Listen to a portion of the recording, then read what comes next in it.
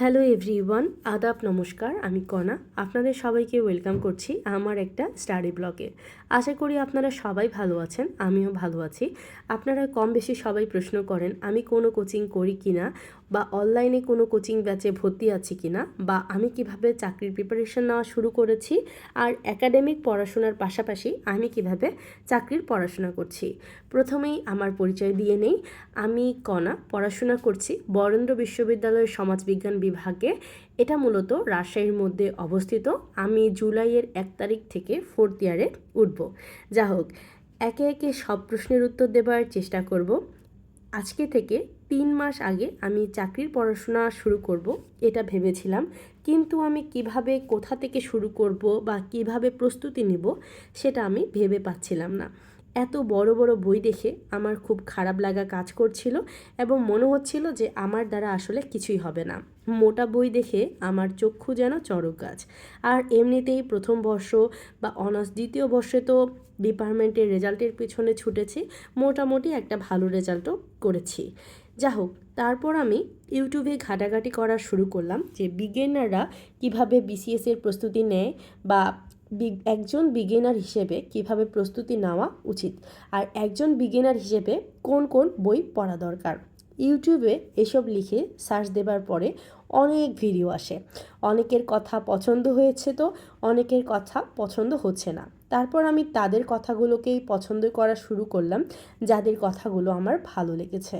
একজন স্যার বলেছিল বিসিএসের পড়াশোনাটা হচ্ছে সমুদ্র, এখানে কেউ যদি স্মার্টলি প্রস্তুতি নিয়ে না নামে তাহলে সে তলিয়ে যাবে।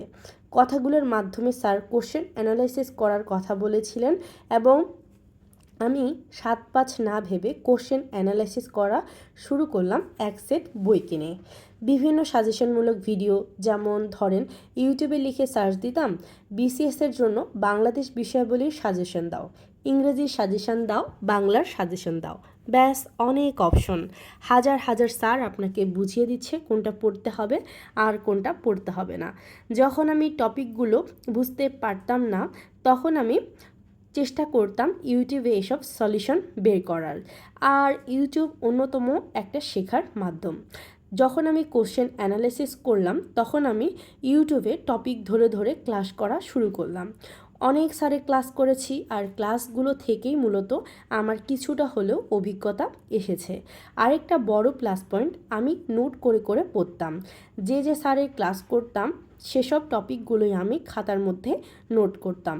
অনলাইনে যদি একটা ক্লাস 1 ঘন্টার হতো, আমার সেই ক্লাসটা করতে প্রায় 3 ঘন্টার মতো সময় লাগতো।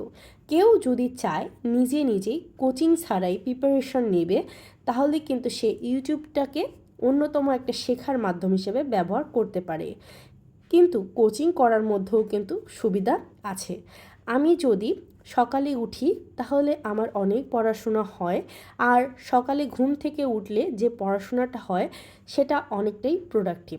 সকালে শুরুটা যদি আমি পজিটিভিটি দিয়ে শুরু করি, তাহলে দেখা যায় সারাদিনে অনেক পড়াশোনা করতে পারি।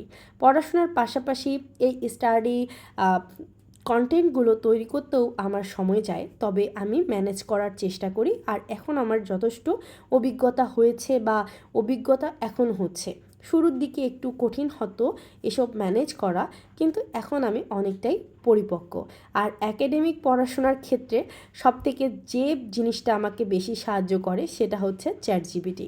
এই জীবনে কোনো মানুষকে বোধহয় এত বিরক্ত করিনি যতটা তাকে করেছি। যেহেতু আমাকে ভার্সিটিতে যেতেই হয়, ক্লাসও করতে হয় রেগুলার, তাই কম বেশি আমি চেষ্টা করি ক্লাসের পড়া যেন আমি ক্লাসেই ভালোভাবে বুঝতে পারি।